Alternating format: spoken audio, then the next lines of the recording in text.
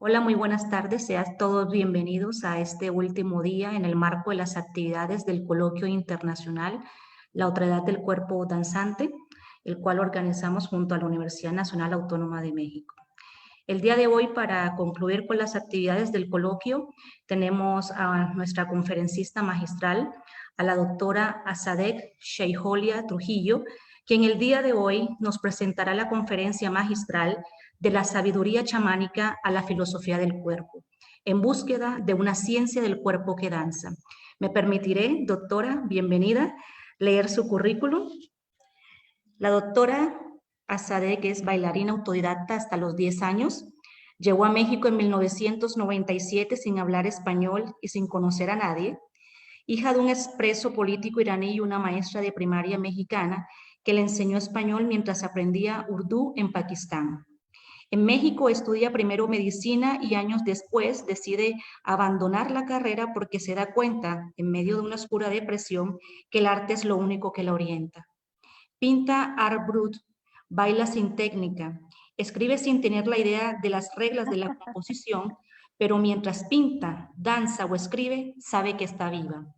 Se forma como danzaterapeuta, estudia psicología y posteriormente viaja a Europa y estudia terapia de arte. Conoce a María Fuchs en el año 2011 y a partir de entonces funda su propia escuela de danzaterapia en México llamada Instituto Internacional de Core Danzaterapia, adscrito al CID UNESCO, Secretaría del Trabajo y Previsión Social. Se sigue formando como facilitadora de emociones a través de la terapia de arte. Finalmente termina su doctorado en la terapia terapéutica del arte en 2015 por la Universidad Abierta de Medicina Alternativa. Es artista plástica, bailarina, escritora y psicoterapeuta. Desde entonces ha publicado 2 libros, El corazón danzado, la psicoterapia de la danza y Oruguidad como humanidad pero en oruga. Ha creado un juego de imágenes para pacientes atrapados en la meseta terapéutica llamado Terapeu. Dicta seminarios de formación en danzaterapia y artaterapia en escuela y en general en la República Mexicana. Imparte conferencias y seminarios gratuitos en universidades y centros de danza y arte. Sin más preámbulos, doctora, le doy la más cordial bienvenida. Gracias por aceptar nuestra invitación a este coloquio internacional, que obviamente se siente muy complacido de que haya aceptado esta invitación. Doctora Sadek Sheijolia Trujillo, le cedo la palabra. Bienvenida. Muchísimas gracias, Karen, por la presentación. Dijiste mi nombre perfecto, ¿sabes? No es muy común que lo digan tan fácil o lo digan correctamente a la primera. Rubén, gracias, porque no sé cómo dijiste mi nombre en lengua de señas, pero gracias. Me gustaría ver cómo se hace. Y bueno, Karen, muchísimas gracias por la presentación. Soy yo la que se siente realmente honrada por estar aquí. Siempre me pongo nerviosa antes de una conferencia, pero hoy estoy más como nerviosa de lo normal porque sé que este es un gran evento y es nuestra máxima casa de estudios, así que me siento muy, muy honrada de estar aquí. Entonces, pues bueno, vámonos directo al tema que nos trae, que nos reúne el día de hoy aquí. Y es una de mis grandes pasiones, que es el cuerpo. Eh, yo viví durante muchos años en un lugar en donde yo no entendía el idioma que estaba ahí, pero el cuerpo que tenía, el cuerpo que poseo, el cuerpo que habito, me permitía comunicarme con los otros niños que estaban en las mismas situaciones que yo. Yo estaba en Pakistán, tenía menos de 10 años, no hablaba urdu, hablaba un español mocho, hablaba un farsi extraño, hablaba un inglés y estaba en un lugar en donde refugiados políticos del mundo, de muchos lugares, se encontraban en un centro para refugiados que buscaban una mejor vida, que buscaban un mejor lugar para estar, para vivir, para crecer.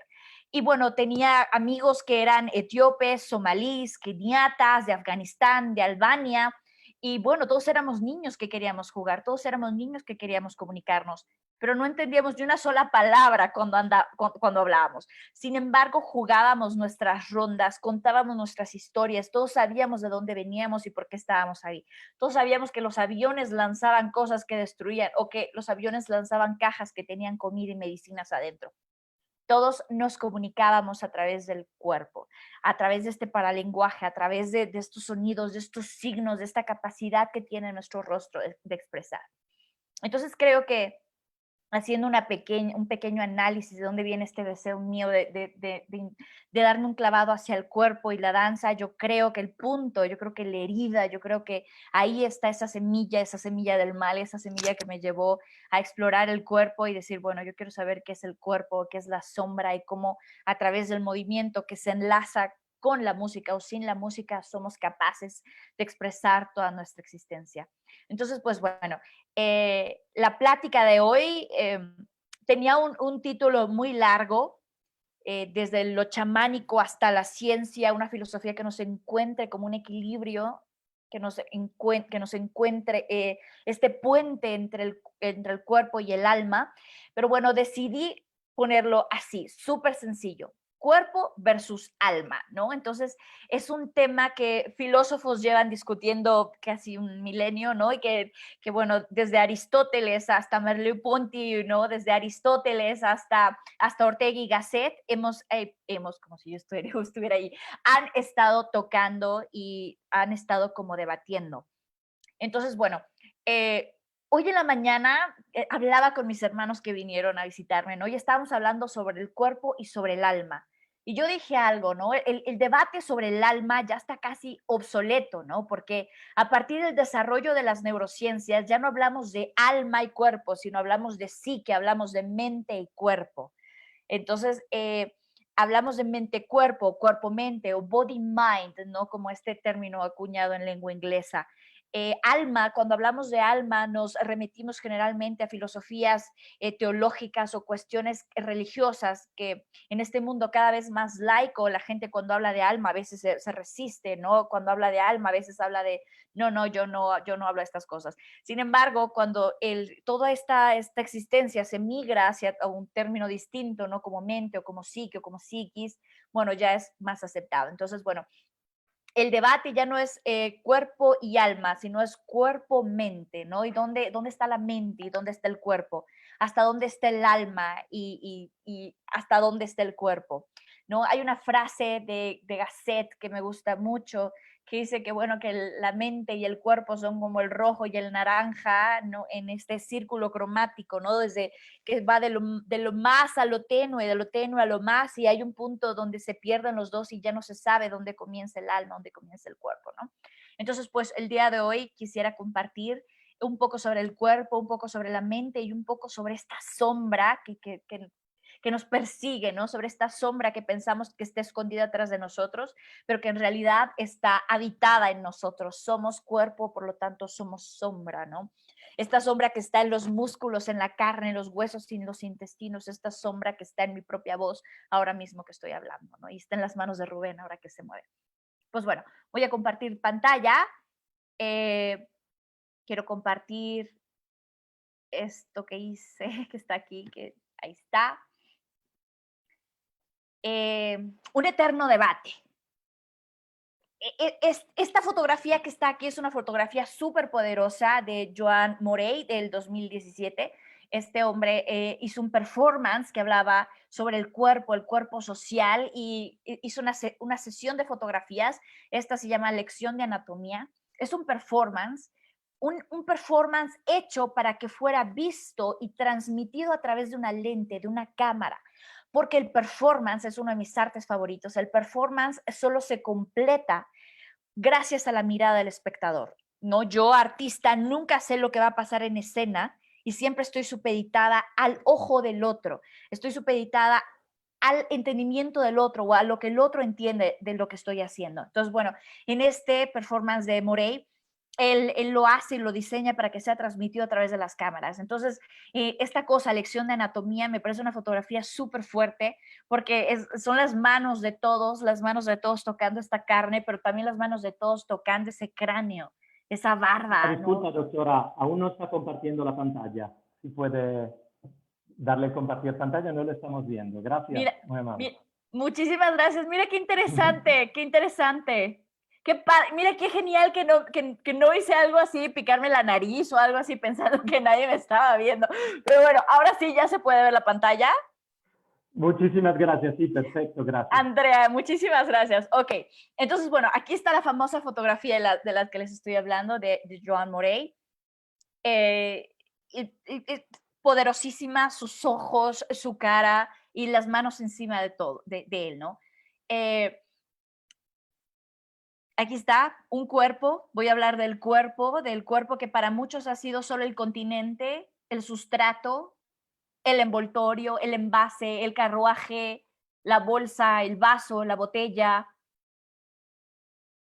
lo animal, lo bestial que poseemos, ¿no?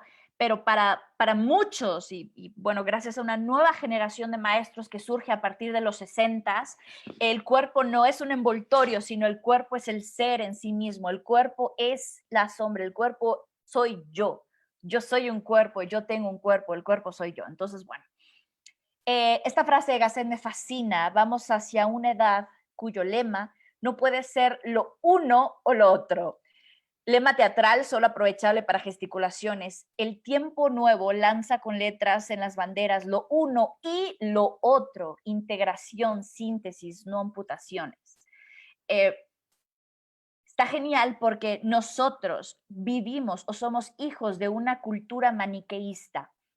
Una cultura que nos ha enseñado o se es bueno o se es malo, o se está arriba o se está abajo, o se es hombre o se es mujer, o se está vivo o se está muerto. Pero esta, esta visión múltiple, estas alternativas de una tercera, una cuarta, una quinta respuesta no existen en nuestra cultura.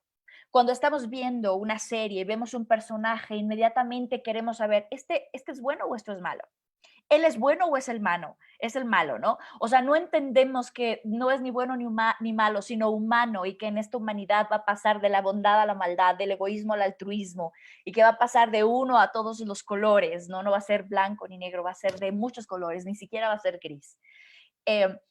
Pero, sin embargo, somos hijos de una cultura maniqueísta, somos el resultado de 2000 años de filosofías, ¿no? Somos el resultado de una religiosidad que castigaba al cuerpo, somos hijos de sí o del no, no del tal vez o del quizá. Entonces, bueno, en los últimos milenios, nuestra cultura occidental, el cuerpo ha permanecido recluido en la sombra. Somos hijos como de una casta sacerdotal que pretende que nos elevemos más allá del cuerpo. Este placer, este ocio, esta vivencia corporal, esta vivencia de lo carnal es visto como pecado, ¿no? Como sucio, como malo. Y el alma solo tenía que trascenderse. Y bueno, cuando llegamos a la filosofía de la filosofía tomista, no solo vivimos en un alma que se tiene que superar día a día, ¿no? Y superar los impulsos del cuerpo que siempre son malos, ¿no? Sino que también moríamos y el alma ascendía y el alma seguía su camino hacia un más allá, ¿no? Entonces, pues teníamos que labrarnos el paraíso y teníamos que trabajar por él. Nuestra cultura ha favorecido esta división entre el cuerpo y mente, entre lo lógico y lo emocional. Siempre nos dicen lo que cuenta es lo de adentro, ¿no? Y está este olvido de lo carnal del cuerpo y diciendo que solamente hay que trabajar lo racional, lo lógico, lo pensante. Y la parte de las emociones se olvida, se deja. Se piensa que en la educación, entre más aséptico sea el ambiente, entre más libre de emociones sea, mejor se va a trabajar, ¿no? Las emociones se quedan en casa, no se llevan al trabajo, las emociones se quedan afuera, no se llevan a la escuela. Sin embargo, las neurociencias nos han dado una bofetada, una bocanada de aire fresco también para decirnos que las personas aprendemos a través de las emociones y que las emociones se transforman o son este termómetro que nos permiten reaccionar ante el mundo y conocer el mundo y decirnos qué está bien, qué nos gusta, qué nos favorece, qué nos asusta, de qué tenemos que huir, de qué tenemos que alejarnos, ¿no? Insisto, estamos educados en tener polaridades, carne y espíritu, cuerpo y alma, pecado, inocencia, bueno, malo, egoísta o altruista. Pero no aceptamos que podemos ser tan egoístas como altruistas, no. Que podemos ser tan buenos como malos, que podemos ser tan inocentes como pecadores. que podemos habitar el cuerpo y ser alma al mismo tiempo, que somos carne, pero también espíritu. Estamos como, ya saben, bueno, malo, blanco o negro. El cuerpo enajenado como sombra nos ha llevado a sentirnos culpables con nuestro propio cuerpo. Nos ha llevado a sentir vergüenza asociada a nuestras funciones corporales, ¿no? Nos echamos un gas y nos da vergüenza. ¿Por qué, caramba? Un gas sería lo mismo como estornudar o como toser o como tener una lágrima, ¿no? Pero todas estas funciones corporales pues nos apenan, nos avergüenzan, las ocultamos. Pero bueno, todo esto es parte de un contexto social que nos ha educado a que el cuerpo es sucio, a que el cuerpo es malo. La forma en la que tratamos o manejamos nuestros fluidos, que bueno, en el performance, a partir de los 60s, que con el nacimiento del arte Gutai, de los happenings, después del performance, del body art, nos ha llevado a experimentar y a romper con todas estas barreras que habíamos sido educados durante mucho tiempo. Entonces, en las escenas del performance se exhiben secreciones, ¿no? Sangre, saliva, lágrimas, sudor, semen, se muestra esta corporalidad, se exhibe, se saca de lo privado y se lleva a lo público, de lo público se lleva a lo privado, se ensaya con el propio cuerpo. Para mí el performance es una de mis artes más favoritas y creo que es una de las artes más revolucionarias que existe. Entonces, bueno, en esta fotografía que podemos ver aquí nuevamente está Joan Morey, en este performance que se llama Lección de Anatomía, que bueno, toda esta serie de fotografías tenían que ver con el estudio del cuerpo como ente social y están, bueno, médicos ataviados a la usanza antigua con esa bata, sin guantes, por supuesto, tocando un cuerpo y viéndolo solo como cuerpo. A mí me mueve bastante este performance. Hemos perdido la espontaneidad de nuestros movimientos. Nos hemos convertido como en un cuerpo petrificado, en un cuerpo fosilizado. A veces pienso en el cuerpo y lo veo en mí como mujer adulta, lo veo en mí como adulta y veo el cuerpo de los otros como si fuéramos de esas figuras de plastilina que estaban llenas de movimiento, pero porque se dejaron ahí, no se tocaron y no se movieron, se hicieron duras, tan duras como una roca. O como esas figuras de masa que están suaves y las dejas y se van enfriando y se van secando y se resecan todas, tanto que las tocas y se desmoronan. Somos cuerpos petrificados que han perdido la espontaneidad, porque la persona que brinca, salta, mueve los brazos, se ríe a carcajadas, ¿no? Inmediatamente censurado, como yo, ¿y a ti qué te pasa? Y este loco que tiene, ¿no? Es amenaza, un cuerpo espontáneo a veces nos resulta amenazante, nos asusta, porque nos confronta con esta propia prohibición que nos hemos puesto y nos han puesto a nosotros mismos.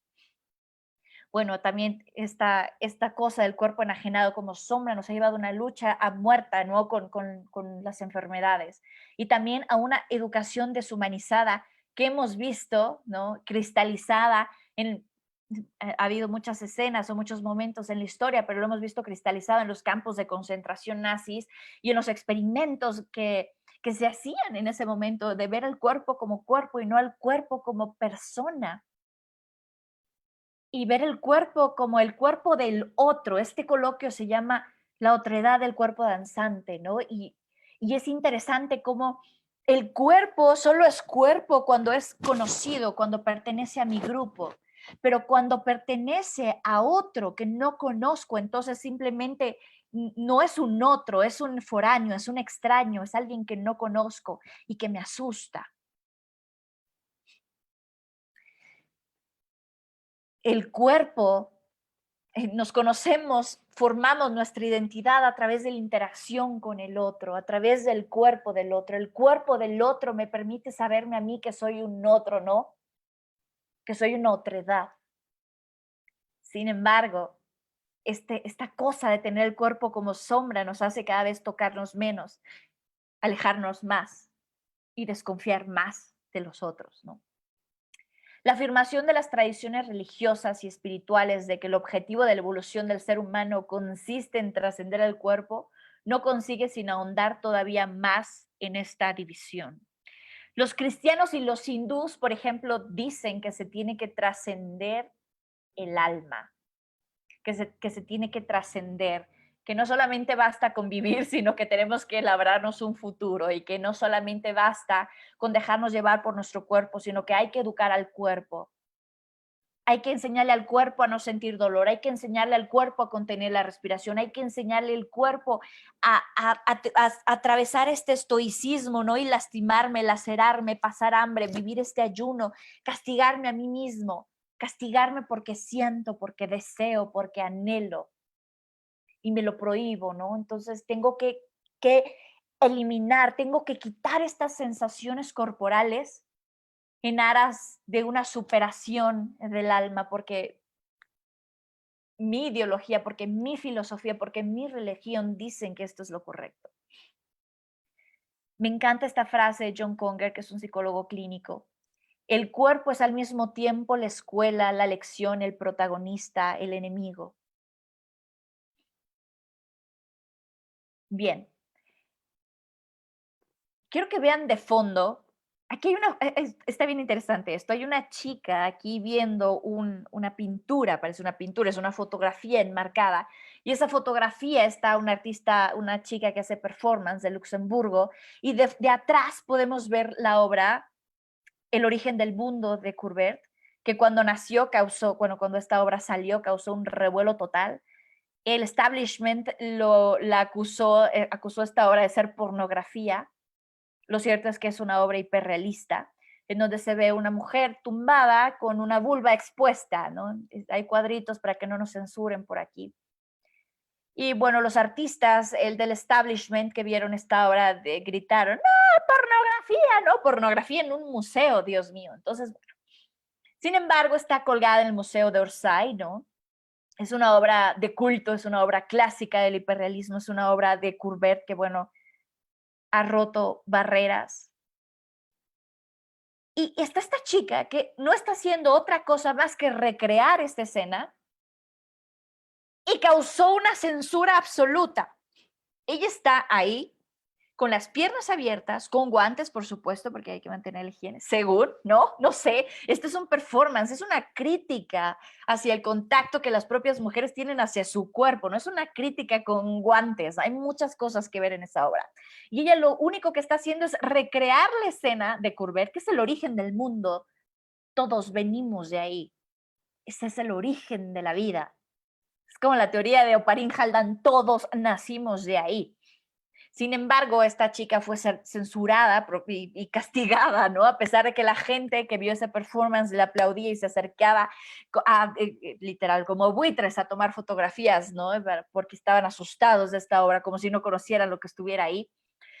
Bueno, ella fue censurada y castigada porque pues estaba bien mostrar la foto, pero no estaba bien mostrar el cuerpo.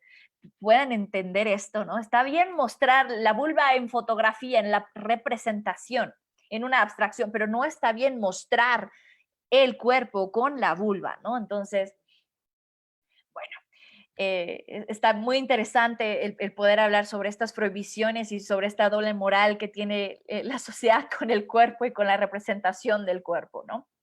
Sin embargo, no todo es un castigo, sin embargo, no todo es oscuro. Existe una generación de maestros y terapeutas que nacen a partir de la Segunda Guerra Mundial con la fundación el nacimiento de la psicología humanista, que abre las puertas para todos estos personas que tenían esta corporalidad como más integrada, esta creencia en la corporalidad, esta necesidad de experimentar un cuerpo en un alma o en un alma en un cuerpo, como el naranja y el rojo.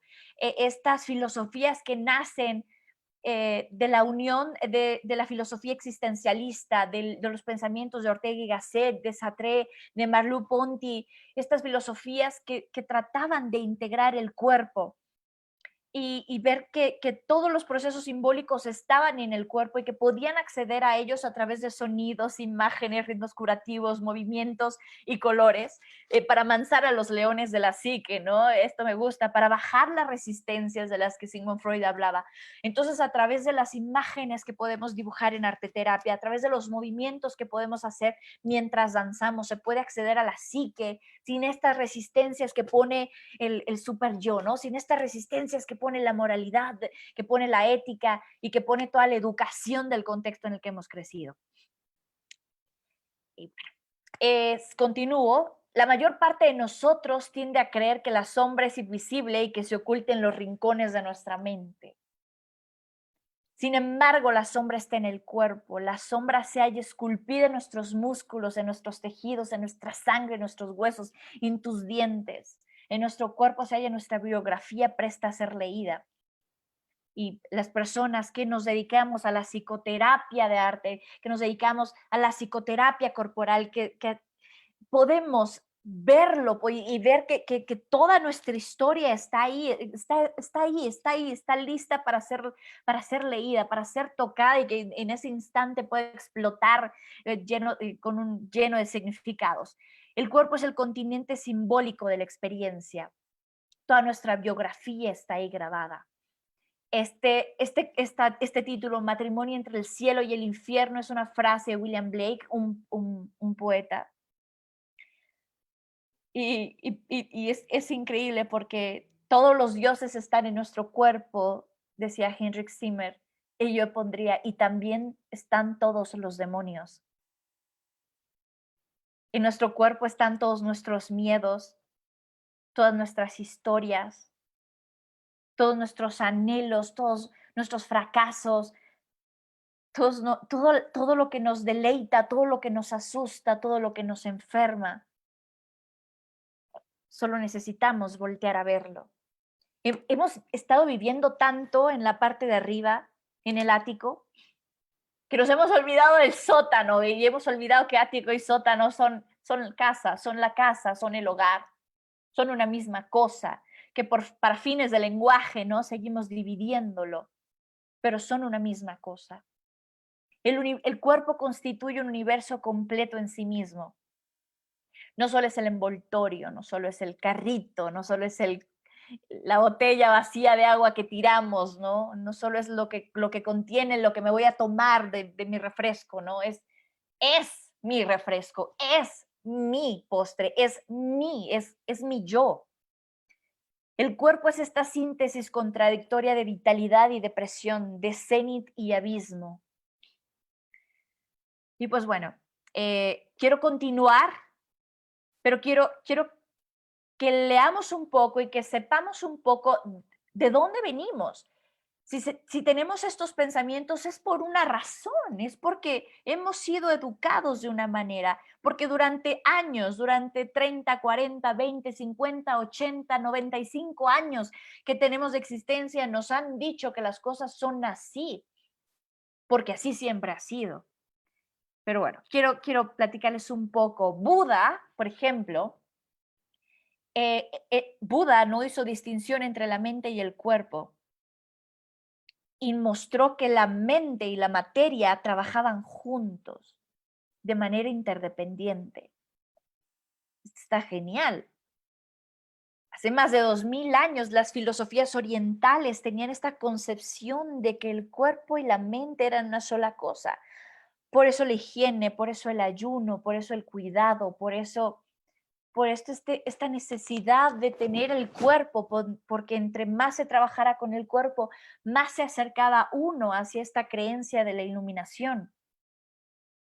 De acuerdo con Buda, la realidad misma es solo lo que es, y todas las ideas acerca de la naturaleza de la realidad que están mal, ya que la idea es solamente un atributo y o forma de un aspecto. La filosofía de Buda dice que la mente y las formas están cambiando constantemente. La filosofía de Buda nos dice que hoy podemos ser un cuerpo, mañana podemos ser una flor, después podemos ser una mariposa, después podemos ser una roca, y todo sigue en un ciclo para llegar al nirvana. Continúo. Platón. Platón tiene un gran peso en nuestra educación y en nuestra filosofía. Platón sostenía que el cuerpo es material, el alma es inmortal y el alma venía del mundo de las ideas. Platón es el padre del idealismo. Y idealismo quiero que entiendan que no significa, ay, es lo ideal, es lo que debería de pasar, es idealismo porque Platón hablaba sobre las ideas, sobre las cosas perfectas, no sobre la cosa que nosotros percibíamos. Platón decía que percibíamos de una manera equivocada porque lo veíamos a través de nuestras emociones y nuestras emociones eran nuestras. Por eso este mito del hombre en la caverna, ¿no? Que estábamos de espalda hacia el mundo y que estábamos viendo solo un mundo de sombras y pensábamos que las sombras eran la verdad, pero que solo teníamos que voltearnos y atrevernos a ver el mundo de las ideas, este mundo que nos iba a deslumbrar y que nos iba a llenar de luz. Estábamos viviendo en un mundo de sombras, estábamos viendo las cosas de manera equivocada. Y bueno, aquí agregando un poco desde la psicología, creo que Platón estaba en la cosa más correcta, porque percibimos el mundo a través de nuestras emociones. Percibimos el mundo a través de cuando estamos tristes, todo se ve oscuro, todo se ve negro. Cuando estamos alegres, todo se ve luminoso. O cuando tenemos miedo, todo nos asusta. Quiero que vean esto, ¿no? Entonces Platón se acercaba al mundo emocional y decía que el mundo verdadero no era tan verdadero, sino que lo estábamos percibiendo de una manera errónea a través de nuestras ideas. Bueno, continúo. Aristóteles, nos acercamos cada vez más. Aristóteles decía que la mente es una facultad del alma y esto está genial porque es de los primeros filósofos en decir que la mente es un derivado, es una facultad, es una capacidad del alma. Entonces ya están mezclando cuerpo, mente. Según Aristóteles, vio la relación entre alma y cuerpo como sencilla, de la misma manera que es sencillo que la forma cúbica es una propiedad de un bloque de edificio del juguete, ¿no? Aristóteles dice que un alma está relacionada con su cuerpo como forma de materia y compara el alma y el cuerpo con la forma de la cera en un sello. El alma es una propiedad exhibida por el cuerpo, entre muchas otras cosas, así como nuestra capacidad de hablar. Además, define un alma como aquello que da vida a un ser, que lo anima. Por eso, alma es ánima, ¿no? Es algo que anima al cuerpo. Aristóteles decía que cuando uno muere, el alma también muere. Él no pensaba en una resurrección ni en una vida después de la muerte. Así como decía que la forma cúbica se destruye cuando el cubo o el bloque se destroza o desaparece. Bien, continúo con uno de mis filósofos favoritos, porque Descartes o Descartes era un poco paranoico. Dicen que después de que publica el discurso del método, después de que se da cuenta qué onda con el plano, que ahora llamamos plano cartesiano, después de que nos enseña a interpretar problemas algebraicos de forma geométrica y problemas geométricos de forma algebraica, Dios, este hombre es uno de los más grandes genios de la humanidad. Dicen que mientras vivía en los Países Bajos, cambió de residencia 24 veces en 14 meses. Una locura porque temía por su vida. Acababan de juzgar a Galileo hace algún tiempo, ¿no? Entonces este hombre temía por su vida y cambiaba de residencia y nadie sabía dónde estaba, nadie, ni sus amigos. Entonces, bueno, de Descartes tenemos un gran problema, conocemos su frase, el cogito ergo sum, pero es dubito cogito, cogito ergo sum, ¿no? La frase completa, ¿no? Y la traducimos como dudo, pienso, luego existo. Y él es uno de los más grandes filósofos y ya tuvo un gran peso en el desarrollo de las ideas modernas, pero dividió al cuerpo, ¿no? Iba a decir otra frase, pero dividió al cuerpo totalmente. Dijo que el cuerpo y era corruptible y la mente era esencia y era inmortal y estaba en contacto con Dios y que la mente era lo que se tenía que aspirar. Haciendo un poco de análisis sobre la vida de este hombre, tenía una salud súper frágil. Toda su vida se la pasó enfermo. Dicen que tenía escoliosis, que era patizambo, que era muy chaparro, aparte feo, narizón, ¿no? Pero tenía un gran intelecto y bueno, todo el mundo quería estar con él por su gran genio. Pero su cuerpo era una fuente de dolor. En una época en donde no había analgésicos, tener desviada la espalda y caminar chueco y tener una jiba, estar jorobado, provocaba dolor, ¿no? Era como si mi cuerpo es una fuente de dolor, mi cuerpo a través del dolor me permite percibir al mundo como un dolor constante. Entonces, yo creo, y quizás sea una falacia de conocimiento lo que esté haciendo ahorita, sería una falacia de razonamiento según la lógica aristotélica, pero regresando a esto, quizá y solo quizá Descartes terminó descartando al cuerpo, escuchen esto, porque su cuerpo era dolor y una de las más grandes mentes de la humanidad no podía estar en un cuerpo con dolor. Era como quiero que recuerden la película de Aladino, una parte en la que dice, poderes cósmicos fenomenales aquí dentro de esta lamparita, ¿no? Entonces esta lamparita para Descartes era una fuente de dolor y de enfermedad.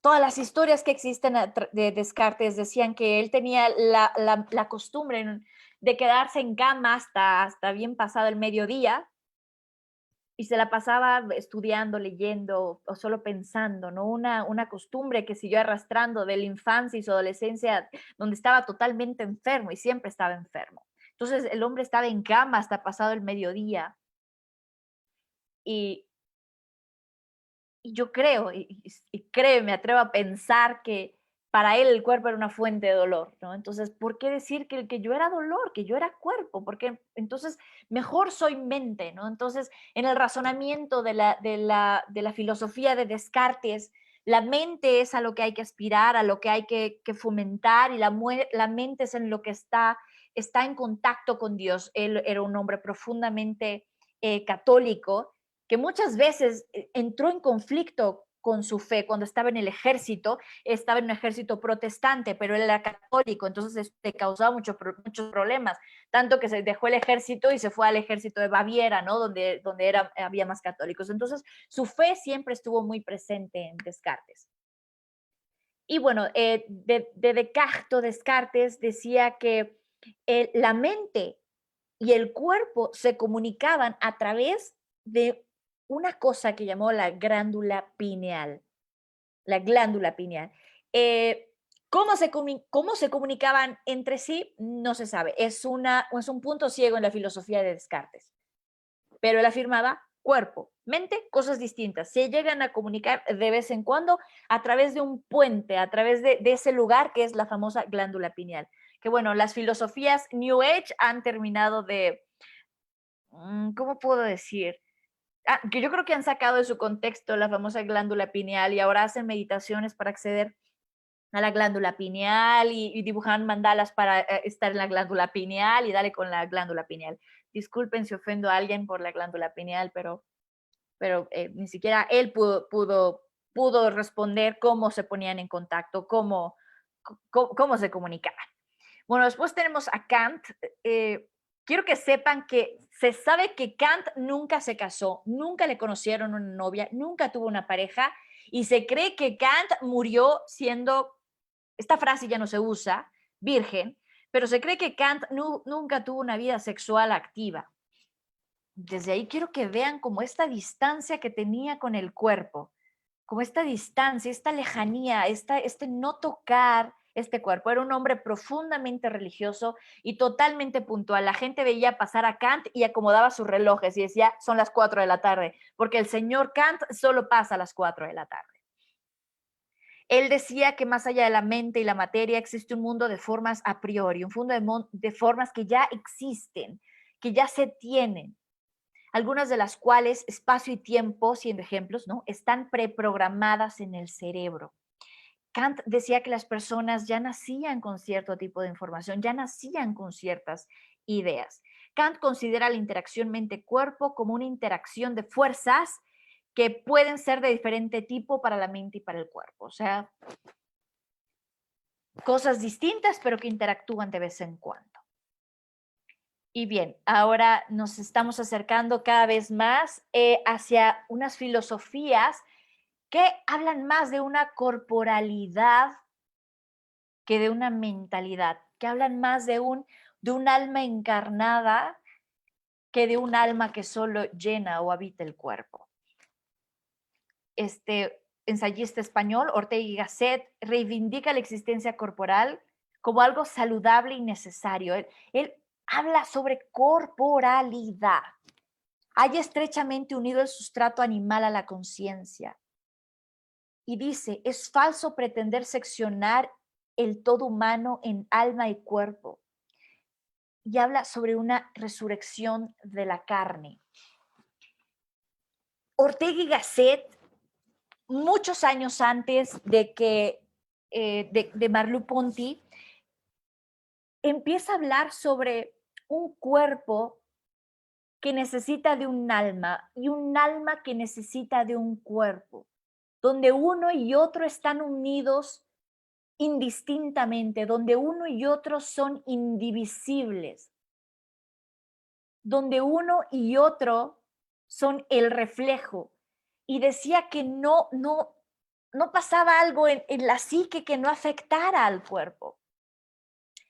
Y bien, continuando con Ponty,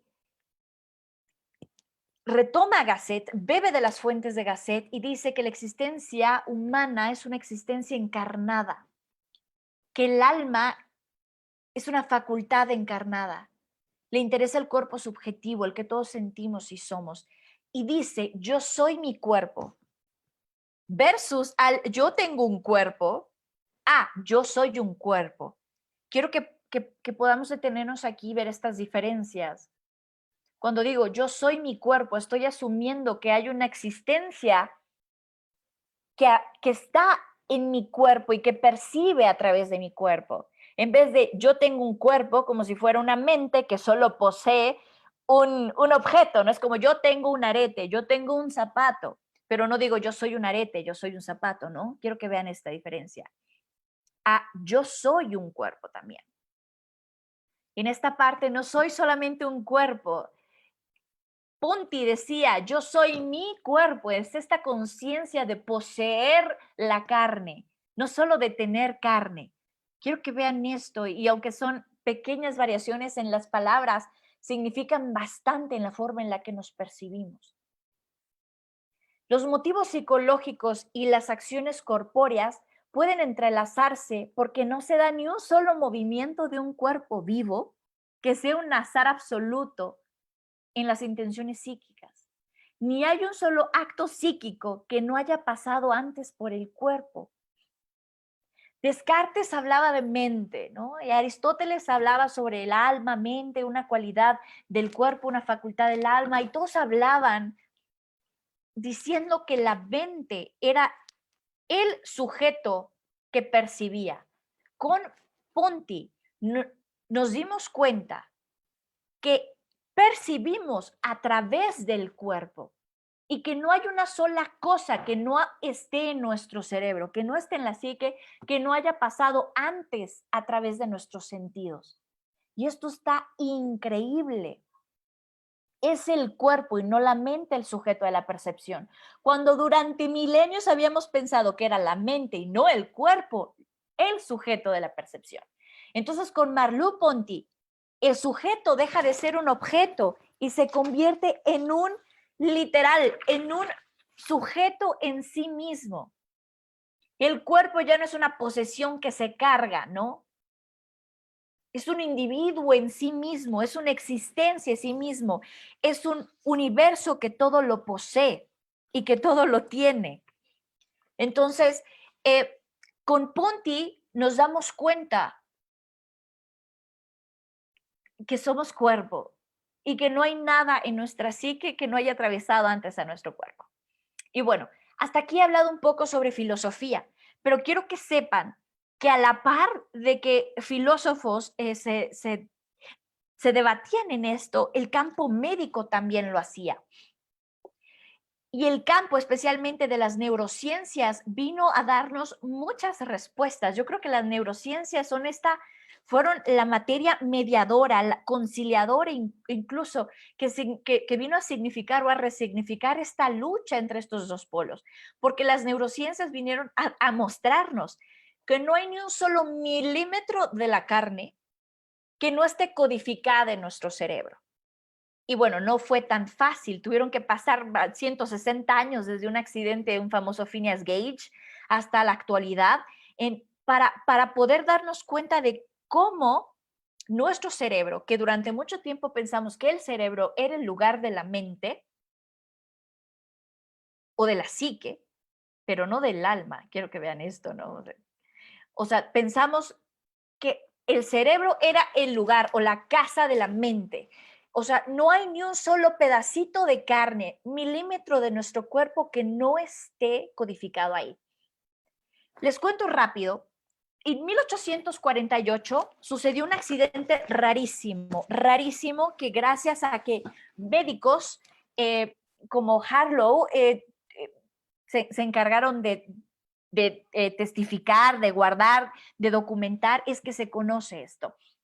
Era un chico de 25 años que estaba trabajando, era un chico que ponía explosivos para construir los ferrocarriles en Estados Unidos. Tuvo un accidente, para no entrar en pormenores, una barra que medía 1.10, o sea, 1 metro con 10 centímetros y tenía 3 centímetros de diámetro y pesaba 6 kilos. Le atravesó por debajo del pómulo izquierdo, atravesó su ojo y salió por la frente. Y bueno, salió disparado. Y bueno, la gente pensaba que Phineas Gage, este hombre, iba a morir en ese momento. Sin embargo, el hombre fue capaz de levantarse, hablar y llegar por su propio pie a que lo atendieran. Y cuando llegó su médico, él le dijo, mira, aquí hay algo para ti. Bueno, y ya, el caso es que está documentado esta parte de que Phineas Gage tuvo un accidente que le voló un pedazote de cerebro, pero no se sabía las consecuencias que este accidente iba a tener para el desarrollo de las ciencias. Phineas Gage no murió ese día. Phineas Gage murió 12 años después. Pero las personas que conocieron a Phineas Gage dijeron que él tuvo 2 muertes, el día de su accidente y el día en que verdaderamente murió, en 1860. Porque Phineas Gage, después de ese accidente, no volvió a ser el mismo, jamás. Porque todo él, voy a dejar de compartir mi pantalla. ¿Seguimos aquí? ¿O ya me emocioné hablando sola? Ah, sí, sigo aquí, perdón. Porque todo Phineas Gage dejó de ser él. Se convirtió en otra persona, era un irreverente, era un grosero, decían sus médicos, no tiene control sobre sus impulsos animales, no volvió a tener amigos, no volvió a tener un trabajo estable, cambiaba de trabajo, hacía miles de planes, no los cumplía, hablaba mal, se enojaba, golpeaba. Y bueno, el doctor Harlow dijo, quizá es por su accidente, ¿no? Entonces, Harlow no lo documentó exactamente, fue el doctor Bigelow el que lo documentó y dijo que había modificaciones en su conducta. Muchos años después, y con el desarrollo de las teorías localizacionistas, con Ferrier y Joseph Gall, se viene a significar que este hombre sufrió una lesión cerebral derecha aquí que le atravesó el pómulo izquierdo y le voló un pedazote de sesos que lastimó su córtex, que lastimó la zona prefrontal.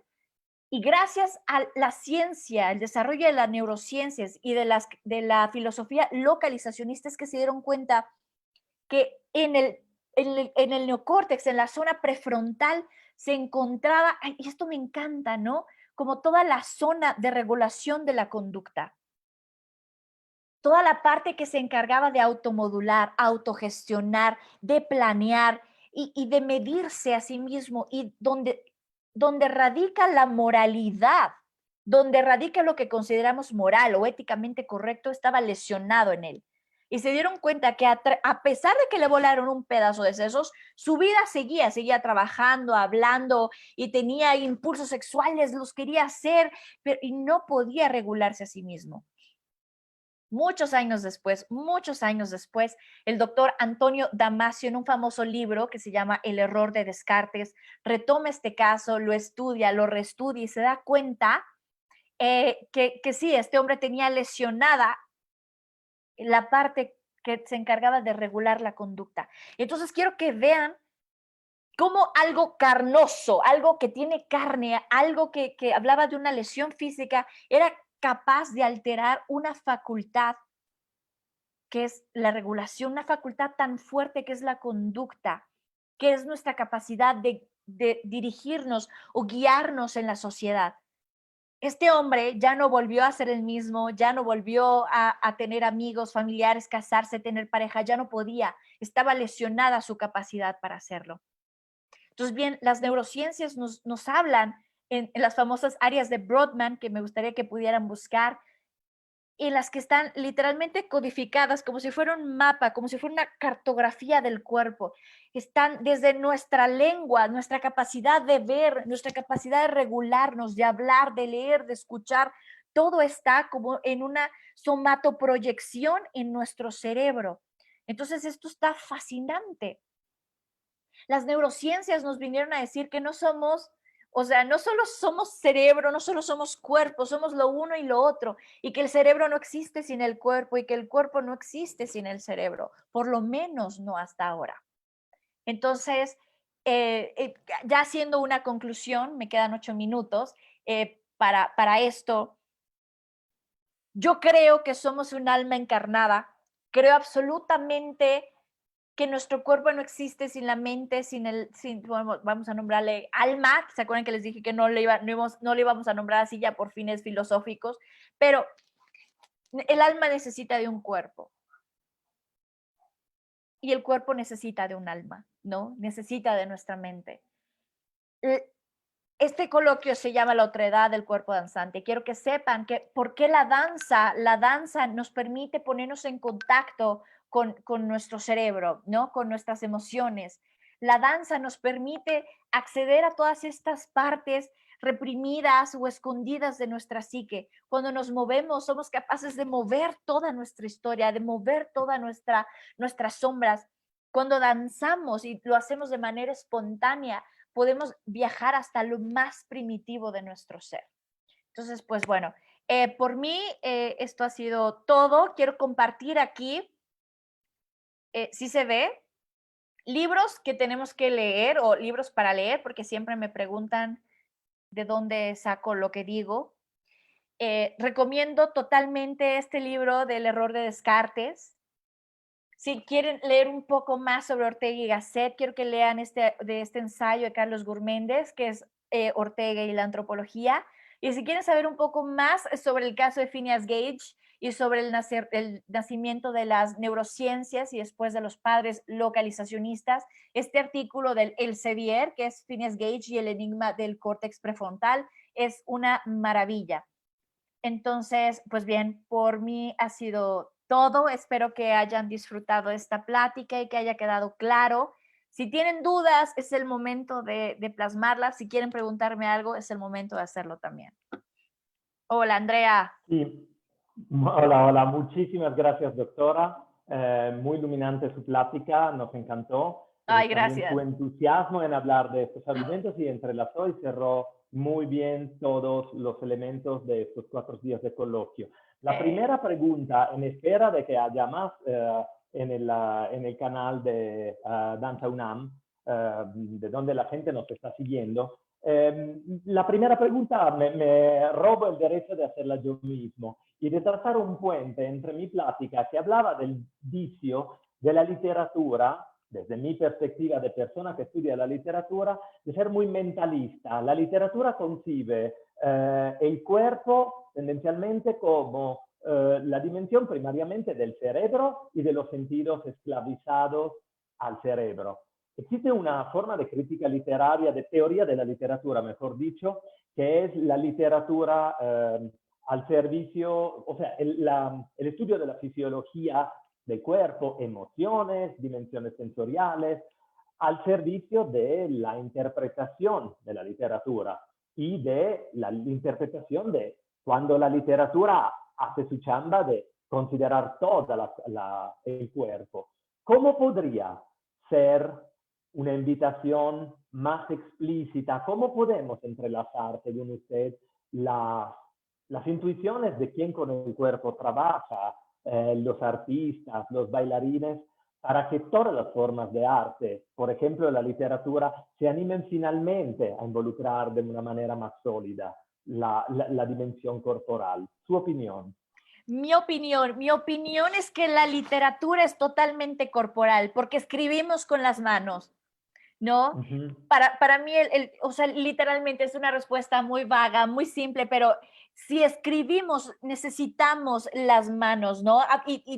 Y nos movemos con el cuerpo para escribir, ¿no? Y la literatura es mental, sí, pero la mente también es cuerpo, ¿no? Ahí es donde estamos enlazando. Uh-huh. Y la mente se construye a través de las percepciones del cuerpo. Y no hay nada en la literatura, no hay nada que se haya escrito ahí que no venga incluso de una experiencia del autor, de una imaginación del autor, de un deseo del autor, de algo vivo del autor, ¿no? Entonces, creo que escribimos lo que sentimos, escribimos lo que soñamos, escribimos lo que nos pasa también. Y todo eso se experimenta, se percibe a través del cuerpo. Entonces, la literatura es mentalista, creo que es sí y es no. Pero creo que consideramos que la danza es corporal, ¿no? Que la pintura es corporal. Jackson Pollock, por ejemplo. Jackson Pollock vino a decirnos que la pintura también podía ser danzada, que la pintura también era cuerpo. Uh-huh. Jackson Pollock no pintaba con un pincel, no pintaba con lo que fuera que se encontrara en la mano, con un bote, con la pintura en sí misma, con una roca, ¿no? Le llamaban Jack the Dripper, ¿no? El que goteaba, ¿no? El que aventaba.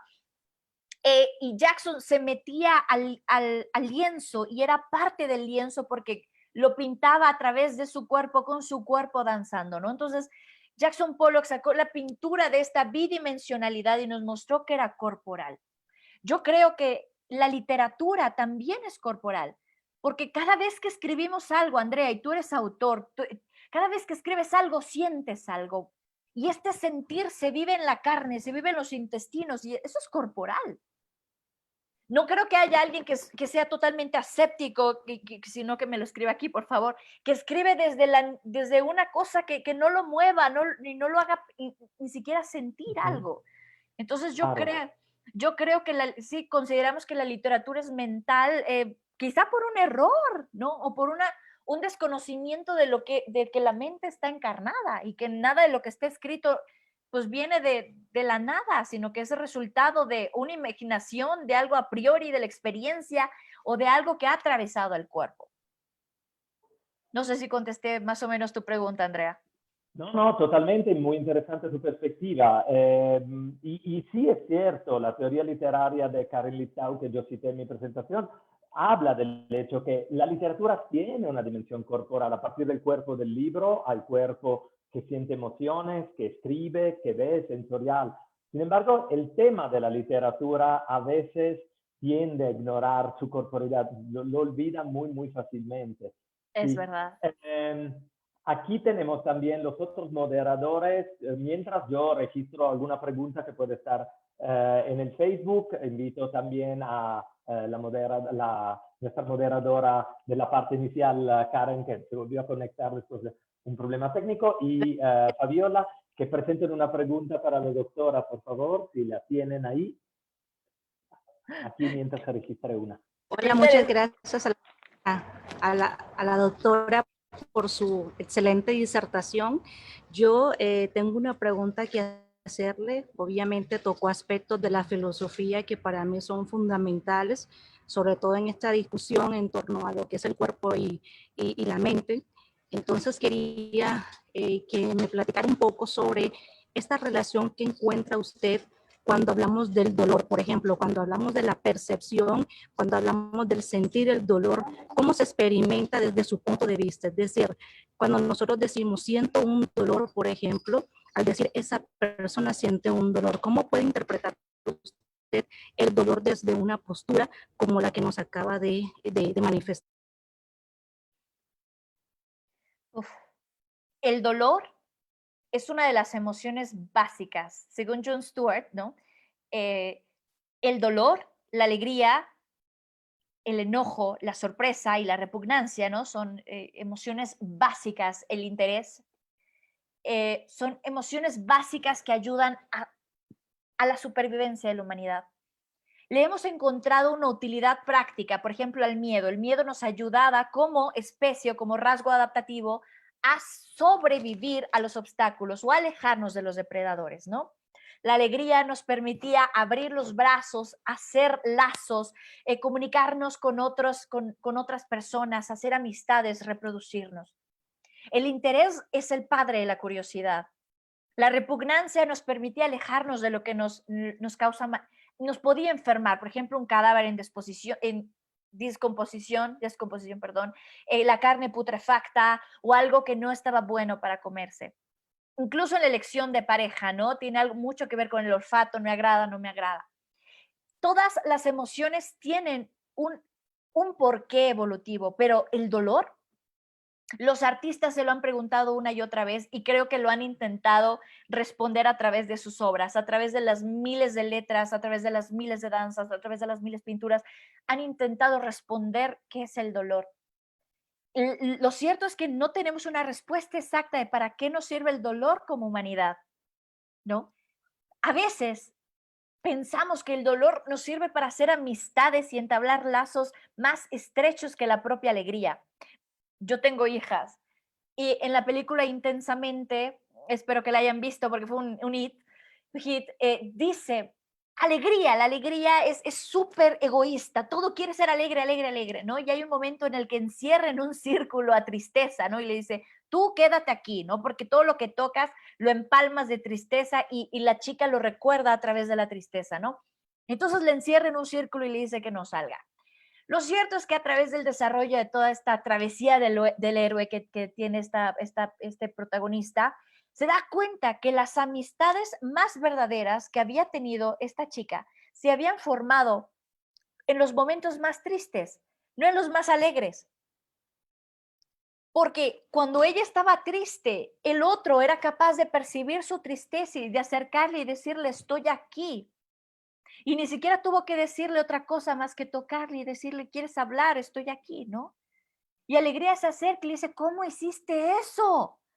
No, porque en medio de la alegría nos convertimos en personas tan egoístas que somos incapaces de voltear a ver el dolor ajeno. Porque nos asusta tanto perder la alegría, porque nos asusta tanto que no sea verdad, que simplemente no volteamos a ver al otro. En cambio, cuando estamos tristes o cuando estamos doloridos, volteamos a ver a todos porque queremos buscar a alguien que se siente igual que yo y que me diga que esto va a acabar. El dolor, el dolor nos hace hacer arte, el dolor nos hace movernos, el dolor nos hace romper esquemas, el dolor nos hace reescribirnos. La alegría, ¿no? Cuando uno está alegre va a una fiesta, ¿no? O está súper contento. Cuando uno está triste busca terapia. No hay ni una persona que vaya a psicoterapia que me diga, estoy aquí porque estoy contento, ¿no? Siempre está ahí porque está triste, porque le duele. Y me pregunta, ¿y cuánto tiempo va a durar esto? ¿Y cuándo se me va a pasar? O me preguntan, ¿y a ti se te pasó algún día? ¿O esto se va a acabar? No, yo creo que el dolor nos hace y nos ha hecho y nos hará estrechar lazos como humanidad. El dolor en el cuerpo también es otro tema, porque hemos aprendido a dividir dolor y sufrimiento, ¿no? Y llamamos al sufrimiento, es el dolor como experiencia psicológica, y hemos tendido a llamar al dolor como al dolor físico. Pero el dolor físico, el dolor de una mano que está aquí, está fracturada, es un dolor que afecta a mi estado de ánimo, es un dolor que afecta a mi experiencia, mi percepción de mí mismo. No solo es una mano que se quebró, no soy un sistema y lo que le pase a un sistema le pasa a un todo. Entonces, y aquí volvemos a esta parte de esta dicotomía, de esta filosofía maniqueísta que tenemos de tanántara, ¿no? Del blanco o negro, de dolor o sufrimiento, ¿no?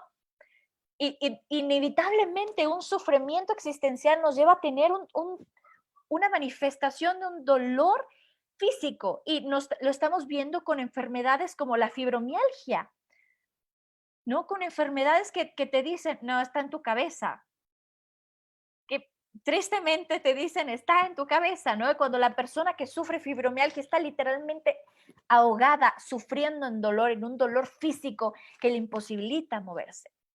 Sin embargo, estas personas que viven con dolor buscan a personas que viven con dolor, porque el dolor nos hace abrir estos ojos y buscar al otro y decir, ¿quién más está como yo? Cuando rompemos una relación, queremos saber de otros que les ha pasado lo mismo y queremos saber cómo están y si van a estar bien o si el dolor se va a ir alguna vez o algún día. Cuando estamos alegres no queremos saber que la alegría se va a ir, ¿no? Es de mía, mía, mía, mía, mía, es como mi precioso, ¿no? ¿Sabes? Es como este Gollum que atesora algo, que no quiere que nadie se lo quite. Cuando estamos con dolor queremos darle dolor a todos, ¿no? Repartimos dolor así, a todo mundo le contamos nuestro dolor, porque en este contarle el dolor al otro, el dolor se vuelve más llevadero. Bueno, espero que haya podido responder algo de tu pregunta, Karen. Venga, Claro. échenme más preguntas. Sí, ahora están fluyendo las preguntas. Una más de Soy Morales, que dice, ¿cómo Lo que podemos quieras, revivir? su respuesta. Sí, Ya. Karen está... Sí. Soy Morales, pregunta. Sí, Soy Morales pregunta, ¿cómo podemos reivindicar el culto al cuerpo, entendiendo que vivimos a través del cuerpo y que incluso lo que escribimos, pintamos y pensamos el cuerpo es corporal? ¿Cómo podemos reivindicar el cuerpo más allá del culto al cuerpo, que en la actualidad, en lugar de permitirnos vivenciar al cuerpo, nos mueve a buscar cuerpos perfectos? Uf, es un temón. Qué buena pregunta y es una pregunta que nos lleva a reflexionar. Este exceso de cuerpo también que nos vende la vida, que es un cuerpo falso, es un cuerpo plástico, es un cuerpo inflado, que encontramos en Instagram, que encontramos en Facebook, en las redes sociales, en una alegría falsa, en un cuerpo falso, en unos labios hermosos, en unos ojos bellos, en unas cejas, en un cabello inalcanzable, en un estilo de vida que no podemos tocar. Y creo que este es el extremo, y esto no es como una reivindicación al cuerpo, sino es como un cuerpismo, no sé, me voy a inventar esa palabra, es un cuerpismo, es algo que también nos lleva a valores falsos y a valores inalcanzables, que lo único que nos hacen es sentir frustración y malestar con nuestro propio cuerpo, a sentirnos avergonzados del cuerpo que tenemos, porque el cuerpo que tengo, que es talla 40, no cabe en las tallas de Zara, ¿no? Perdón por la marca, ¿no? Que no cabe en una tienda departamental de talla extra chica. Y si no quepo ahí, entonces, ¿qué? Entonces no existo. Entonces, ¿qué? Hay un libro buenísimo que me encantaría que pudieran leer, que se llama El Harem de Occidente. Yo vengo de Oriente, yo vengo de un lugar en donde el Islam es todo lo contrario a lo cristiano, ¿no? Donde el Islam mata cristianos. Y literalmente donde las mujeres viven otra realidad que nosotros vemos desde unos ojos muy occidentales. Pero bueno, esta autora, Fátima Mernissi, termina diciendo que Occidente también vive su harem o haram. Haram significa prohibido o pecado.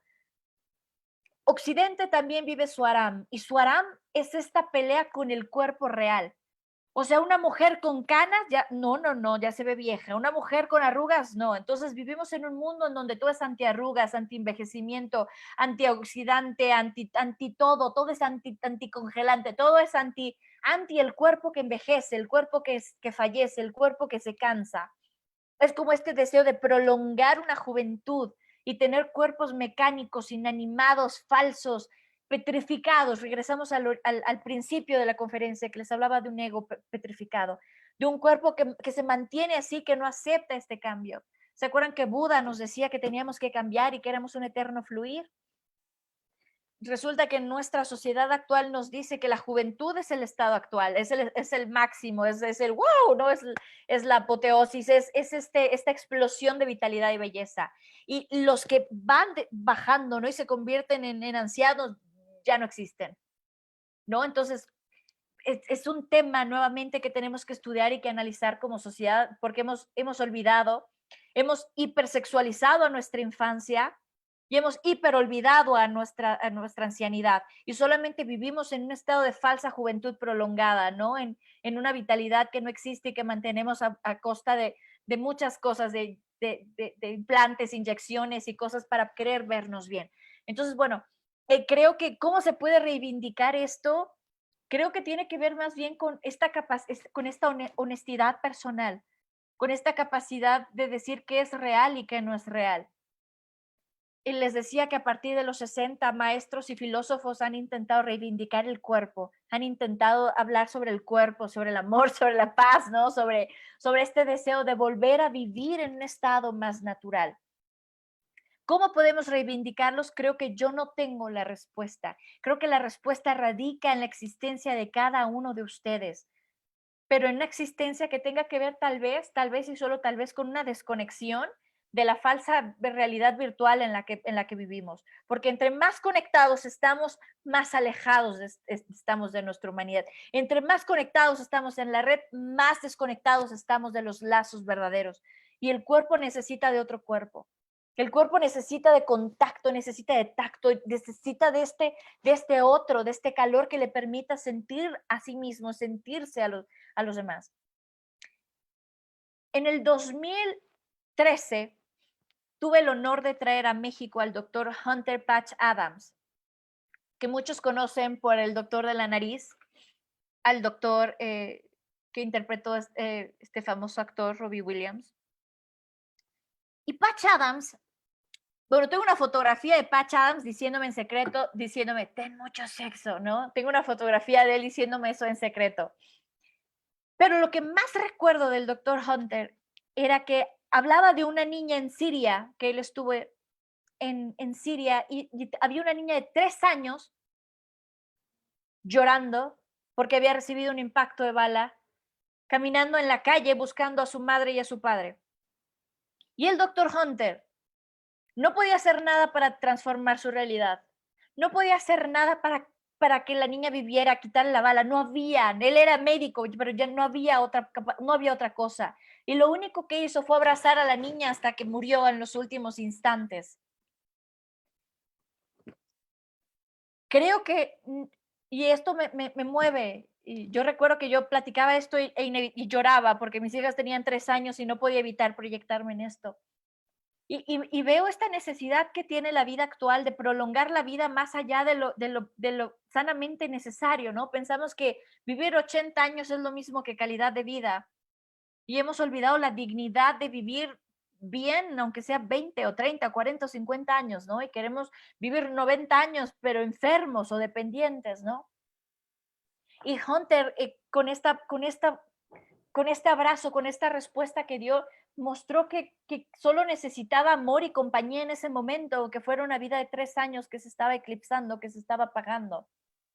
También otra lección que Hunter Patch Adams compartió era que las personas que están deprimidas estamos alejadas del mundo, pero que a veces, y solo a veces, era necesitar este contacto, de este abrazo constante.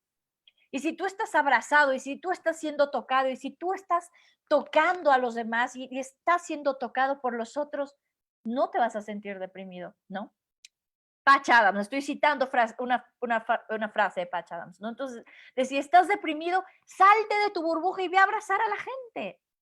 Estás deprimido, estás envuelto en tu dolor, salte de esa burbuja y ponte, por eso es la nariz, por eso es esta nariz, y ve a compartir el dolor de los otros, ¿no? Entonces, ¿cómo reivindicamos el cuerpo?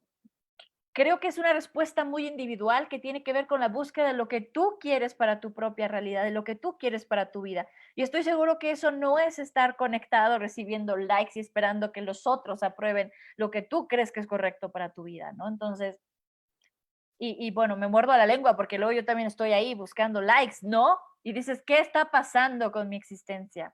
En fin, soy Morales, espero haber aclarado un poco esta pregunta que hacías, esta duda que tenías. Venga, Andrea, otras más. Y sí, excelente respuesta. Creo que Karen acaba de registrar una pregunta más, pero no sé si los problemas técnicos... Buenas tardes, sí, doctora. Katy Espinosa pregunta lo siguiente. A partir de tu conclusión acerca de las inscripciones de la subjetividad en el cuerpo, ¿cómo percibes la corporalidad en la virtualidad en donde una pantalla te limita la profundidad del cuerpo reduciéndola a 2D? ¿Será una trascendencia de las ideas? Gracias. Híjole, qué pregunta tan dura. Justo mientras estaba hablando de tocarnos, estaba pensando al mismo tiempo en qué crisis estamos viviendo. ¿Qué crisis estamos viviendo? Porque no nos estamos tocando, no podemos tocar al otro, vivimos aislados, no podemos ni siquiera abrazar a nuestros mayores. Si lo estás haciendo bien, no deberías de abrazar a tus padres, escúchame. Si los estás abrazando, estás cometiendo un error, ¿no? Porque no estás siendo cuidadoso. Entonces, imagínate, es este limitar lo que me ha hecho humano en aras de seguir viviendo, ¿no? Entonces es como, oh, por Dios, ¿no? Es una locura. Muchas de mis amigas me decían, es que llevo meses sin tocar a alguien. Mis pacientes me decían, es que llevo meses sin que mi madre me abrace, ¿no? ¿Y cómo, qué onda con la corporalidad en este momento? Y es que yo me sigo moviendo. Quiero que lo veas que durante todo este tiempo estaba hasta gritando y moviendo porque pues así soy, ¿no? Y quiero que veas a Rubén. Rubén se está moviendo, él está hablando y se mueve con todo su cuerpo para que tú puedas entender. Creo que nos seguimos moviendo a pesar de que no nos podemos tocar, ¿no? Y toco la pantalla con esta necesidad de tocar al otro. Nos seguimos moviendo, pero sí necesitamos de este contacto con el otro. De hecho, todos nuestros protocolos de saludo se han visto alterados, porque uno llega a una reunión, llegas con alguien y no sabes cómo se saluda, de mano, de brazo, de codito, de espalda, de abrazo. No sabes realmente, Andrés, es una danza entre acercarse, alejarse, ¿no es? Cuando antes el protocolo... Exacto. No sabes, feliz cumpleaños, ¿no? Y lo abrazas, no sabemos. Y esto nos hace sentir incómodos, tontos, inadecuados, nos hace sentir como que estoy haciendo, ¿no? Entonces, tenemos que aprender estos protocolos de salud, de salutación con el otro que teníamos súper claros, mano, abrazo. Por ejemplo, en Irán se dan 2 besos. Las mujeres nada más nos saludamos a la distancia, ¿no? Aquí se abraza, en el norte se abraza y se da un abrazo, y con tac, que se dan palmaditas, y hay como todo un ritual que se toca con las manos. Y todos estos rituales de salutación se han visto alterados. Por lo tanto, estamos alterados. No estamos en un estado de salud, no estamos en un estado de plenitud, estamos confundidos, estamos tristes, estamos ansiosos, estamos deprimidos, estamos frustrados, estamos cansados, estamos esperando que esto se acabe, cuando es probable que no se acabe y que tengamos que adaptar todo a una nueva realidad. Entonces, esto que tú me dices de cómo se experimenta la corporalidad, se experimenta limitada, se experimenta a través de una pantalla. ¿Se acuerdan del performance de Joan Morey que les estaba dicho, que les platicaba al principio? Les decía que el performance solo existe en la medida en la que el otro me ve e interactúa y completa mi obra. Esta obra de Morey estaba hecha para ser transmitida por una cámara, ¿no? Se transmite, se ve y se completa solo porque yo la veo. Entonces, en esta corporalidad que yo experimento a través de una cámara, me hace sentir inadecuada también, ¿no? O sea, yo estoy hablando y me estoy viendo a mí misma en una pantalla en Zoom y me veo a mí misma cuando antes veía al otro hablando, ¿no? Y era capaz de ver todos sus signos faciales, era capaz de ver toda el paralenguaje que tenía en su rostro. Ahora no lo veo. Entonces ahora no sé qué me está diciendo el otro. No sé qué está sintiendo el otro. El cuerpo del otro es capaz de expresarme todo, desde la coloración en la piel, la dilatación de las narinas, la modulación de sus pupilas, su lenguaje, sus sonidos, sus movimientos. Ahora no veo nada más que a mí, a Andrea y a Rubén, ¿no? Y veo cámaras apagadas, ¿no? Entonces, todo esto, claro, te hace sentir incompleto, te hace sentir inseguro, te hace sentir perdido. Entonces, así estamos. Dime, Andrea. Muchísimas gracias, doctora. Y esto cierra muy bien las pláticas de estos días, porque hemos hablado del cuerpo diferente y exactamente del cuerpo que se siente diferente, pero gracias a su excelente respuesta a la última pregunta, nos ha recordado cómo todos nos sentimos inadecuados y nos recuerda lo que es la diversidad, la discapacidad. Hemos hablado de síndromes, de terapias, hemos hablado exactamente de cómo la discapacidad es una forma de sentirse adecuados, pero usted nos ha recordado como todos, dentro y fuera de ese marco que hipócritamente llamamos la normalidad, sufrimos el sentido de sentirnos inadecuados. Creo que cierra con broches de oro y reanuda perfectamente el discurso de estos días. Le cedo la palabra a Karen, que tiene unas palabras de dónde se está conectando a pesar de unos problemas técnicos, y cerramos aquí con estas últimas pláticas el evento de estos 4 días.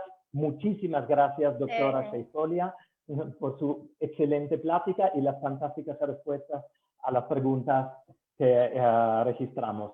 Karen, muchísimas por favor. Gracias. Muchísimas gracias, doctora Sheifolia, por su participación y nuevamente agradecerle por aceptar esta invitación a este coloquio internacional. Para nosotros es placentero haber contado no solamente con usted, sino también con el maestro MacGregor. Agradecemos a todas las personas que estuvieron conectadas durante estos 4 días a través de las redes de Facebook Live, en el chat UNAM también. Muchísimas gracias a todos los que nos acompañaron en este día. Y bueno, ya para terminar el evento, no sé si alguno de mis compañeros quiera decirnos algo. Sin embargo, pues yo quiero agradecer a todos los que estuvieron aquí presentes. Muchísimas gracias por sus participaciones y bueno, esperemos que no sea la última vez en que podamos coincidir en eventos de esta magnitud. Muchísimas gracias, doctora. Muchísimas gracias a Y ustedes. bueno, siendo las... Sí, bueno, gracias yo Andrea, quiero a también Fabiola. agradecerles. Un momento. Es que Karen, creo te que escuchamos un poco tenemos unos intermitente. problemas Muchísimas gracias. técnicos con Karen. Bueno, Sí. pues sí, Karen preguntaba si alguien más quería decir algo. Yo también quiero decirle a la doctora Sade muchas gracias por su participación, tan dinámica como siempre.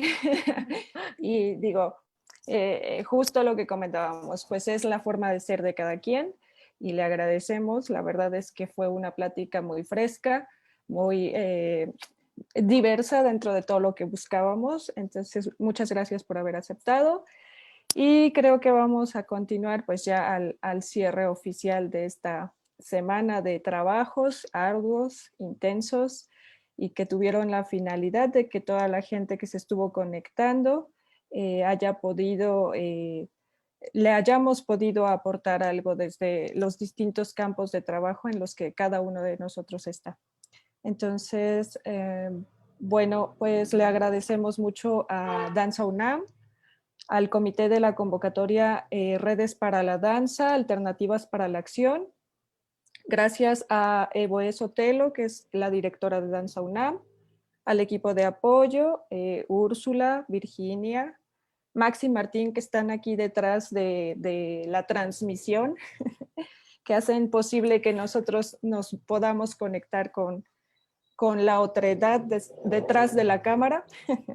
Y a nuestros participantes, por supuesto, el maestro José Antonio MacGregor, a Sade, Asa, que te digo con mucho cariño, Rubén, nuestro intérprete que nos estuvo acompañando toda la semana, a Karen, a Nino, Karen y Nino en este momento que, bueno, tienen ahí algunos problemas técnicos, pero que nos están acompañando de igual manera, a Alma, a Caro, a Mayra, a José Manuel. Muchas gracias a todos y cada uno de ustedes.